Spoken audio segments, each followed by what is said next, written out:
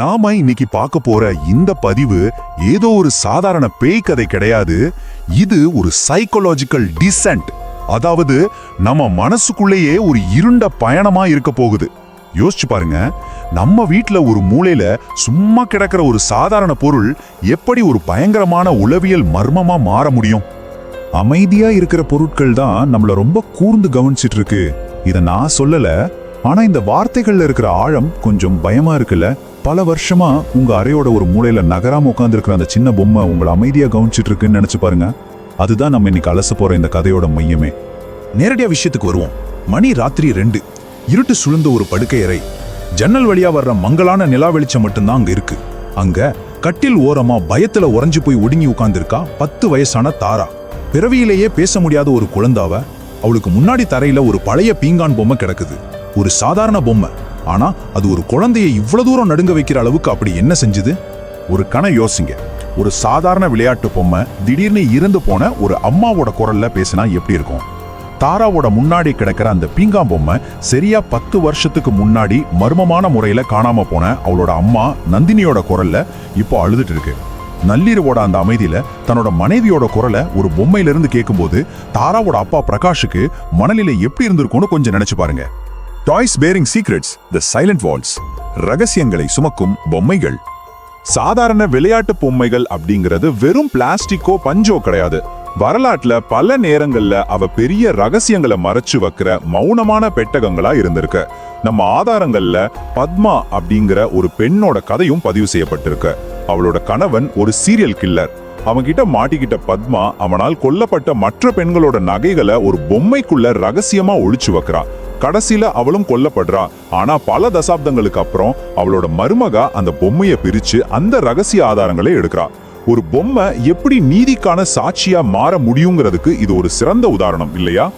தி horror hidden inside, உள்ளே மறைந்திருக்கும் கொடூரம்.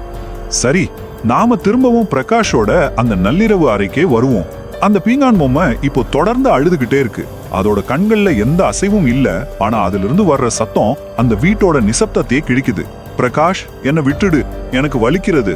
ஒரு இருந்த அறையில ஒரு பொம்மையில இருந்து இந்த வார்த்தைகள் ஒலிக்கும் போது பிரகாஷோட மூளை எவ்வளவு குழம்பி போயிருக்கும். இது அவனோட மனைவியோட குரல். ஒவ்வொரு வார்த்தையும் அவனோட மனசை கொஞ்சம் கொஞ்சமா சித்திரவதை பண்ணுது. இப்போ உங்களுக்கு ஒரு கேள்வி வரலாம், இது அமானுஷ்யமா இல்ல மனிதர்களோட சதியா?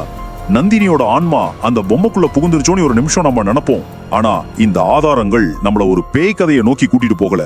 மாறாக பேய்களை விட மனிதர்களோட மனம் எவ்வளவு குரூரமானது அப்படிங்கிற ரொம்ப யதார்த்தமான இருண்ட பக்கத்தை நோக்கி நம்மளை இழுத்துட்டு போகுது. பாயமும் சந்தேகமும் உச்சத்துக்கு போகும்போது பிரகாஷ் அந்த பொம்மையோட தலையை உடைக்கிறான். உள்ளே எந்த ஆன்மாவும் இல்ல, பதிலா ரொம்ப நுட்பமா மறைச்சு வைக்கப்பட்டிருந்த ஒரு மைக்ரோ ரெக்கார்டரும் ஒரு சின்ன ஸ்பீக்கரும் இருக்கு. இந்த ஒரு கண்டுபிடிப்பு ஒட்டுமொத்த கதையோட போக்கையும் ஒரு பேய் கதையிலிருந்து ரத்தம் உரைய வைக்கிற ஒரு மெடிக்கல் கிரைம் த்ரில்லரா மாத்திடுது. யாரோ ஒரு சைக்கோ இந்த குடும்பத்தோட ஒரு கொடூரமான உளவியல் விளையாட்டை விளையாடிட்டு இருக்கான். டெத் பிஹைண்ட் த நாய்ஸஸ், அந்த சத்தங்களுக்கு பின்னால் ஒளிந்திருக்கும் மரணம். அந்த ரெக்கார்டருக்குள்ள இருக்கிற ஆடியோவை ரொம்ப நுணுக்கமா பிரிச்சு பார்த்தோம்னா அதுல 3 அடுக்குகள் இருக்கு. முதல் லேயர் நந்தினியோட வலிகள் நிறைந்த மரண ஓலம், அதாவது அவ காணாம போகல, கொடூரமா சித்திரவதை செய்யப்பட்டிருக்கா. 2வது லேயர் பின்னணியில கேட்கிற ஒரு மெல்லிய சத்தம், அது உடலை அறுக்க பயன்படுத்தப்படுற நவீன சர்ஜிக்கல் ரம்பத்தோட அதிர்வு. நந்தினி ஏதோ ஒரு மெடிக்கல் கிரைமுக்காக பலியிடப்பட்டிருக்கான். 3வது லேயர் ஆடியோவோட கடைசியில ரொம்ப தெளிவா கேட்கிற ஒரு ஆஸ்துமா இன்ஹேலரோட சத்தம். அந்த 3வது சத்தம் தான் பிரகாஷோட ஒட்டுமொத்த உலகத்தையே சுக்குநூறாகுது. ஏன்னா அந்த குறிப்பிட்ட இன்ஹேலர் சத்தம் அவனுக்கு ரொம்ப நல்லாவே தெரியும்.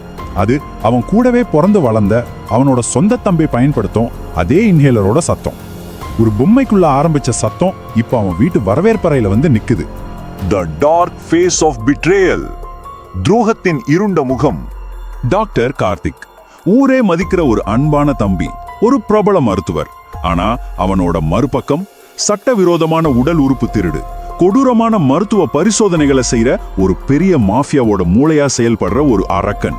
10 வருஷத்துக்கு முன்னாடி தான் சொந்த அண்ணி நந்தினிய தன்னோட மருத்துவ பரிசோதனைக்கே பயன்படுத்தி கொன்ற ஒரு கொடூரன். நந்தினிக்கு கார்த்திக்கோட இந்த இல்லீகல் கிளினிக் ரகசியம் தெரிஞ்சிருச்சு. அதனால அவ கொல்லப்பட்டா. ஆனா அவ வேறொருத்தன் கூட ஓடிவிட்டான்னு அண்ணனை நம்ப வச்சு 10 வருஷமா அதே வீட்டுல தங்கி தான் அனாதையாக்குன அந்த குழந்தையோடைய கொஞ்சி விளையாடி வாழ்ந்திருக்கா. ஒரு கொலையாளி கூட ஒரே வீட்ல 10 வருஷமா ஒண்ணா வாழ்ந்திருக்காங்க. இந்த உளவியல் வன்முறை இருக்கு பாருங்க, அது கற்பனைக்கும் அப்பாற்பட்டது. ஆனா 10 வருஷமா அமைதியா இருந்தவன் இப்போ ஏன் திடீர்னு அந்த பொம்மையை நள்ளிரவுல பேச வைக்கணும்? தாரா பழைய வீட்டோட பரணியில விளையாடும் போது தற்செயலா நந்தினியோட பழைய டைரி எடுத்துட்டு வர்றத கார்த்திக் பாத்துறான். தன்னோட ரகசியம் எங்க வெளியே தெரிஞ்சிருமோங்கிற அந்த பயம்தான் அவனை இப்படி பண்ண தூண்டி இருக்கு. கார்த்திகோட அந்த மாஸ்டர் பிளான் என்ன தெரியுமா? அந்த பொம்மைக்குள்ள ரெக்கார்டரை செட் பண்றது. சரியான நள்ளிரவுல அதை பேச வச்சு வாய் பேச முடியாத இந்த குழந்தைய உளவியல் ரீதியா ரொம்பவே டிஸ்டர்ப் பண்றது. இதன் மூலமா பிரகாஷ ஒரு முழுமையான மனநோயாளியாக்கி குடும்ப சொத்துக்கள் முழுவதையும் தன் கட்டுப்பாட்டுக்குள்ள கொண்டு வர்றது. ஒரு அம்மாவோட மரண ஓலத்தை அவளோட சொந்த குழந்தைக்கு எதிராகவே ஆயுதமா பயன்படுத்தும் உச்சக்கட்ட குரூரம் இது. A full stop written in blood. ரத்தத்தால் எழுதப்பட்ட முற்றுப்புள்ளி. வெளியில ரொம்ப பலத்த மழை பெஞ்சுகிட்டு இருக்கு. இருள் சூழ்ந்த கார்த்திகோட அறையில பிரகாஷ் கையில ஒரு கனமான இரும்பு ராடோட நுழைறான். எந்த தம்பியை தன் தோல்ல சுமந்து வளர்த்தானோ இன்னைக்கு அதே தம்பியை ஒரு அரக்கனா பாக்குறான். அங்க எந்த குழப்பமும் இல்ல, கண்ணீர் இல்ல, ரொம்ப தெளிவான திட்டமிடப்பட்ட பழிவாங்கும் வெறி மட்டும்தான் பிரகாஷோட கண்கள்ல இருக்கு. பிரகாஷோட அந்த கடைசி வார்த்தைகள்ல எந்த நடுக்கமும் இல்ல. என் மனைவியை கொன்றதுக்காக நான் உன்னை கொல்லல. பேச முடியாத என் குழந்தைய அவளை பெத்த அம்மாவோட குரலை வச்சு பயமுறுத்தினியே, அந்த மிருகத்தனத்துக்காக உன்னை கொல்றேன். இந்த வரிகள்ல வெளிப்படுற அந்த வலியும் தார்மீக நீதியும் தான் நம்ம அலசலோட மையப்புள்ளியே. அந்த இரவுக்கு பின்னாடி ஒரு விடியல் வருது. ஒரு பெரிய துரோகம் முடிவுக்கு வந்திருக்கு. பிரகாஷ் அந்த மௌனமான பொம்மையோட தன் பேசாத குழந்தைய மார்போட அணைச்சுக்கிறான். அந்த பொம்மை இப்போ அமைதியாகிடுச்சு.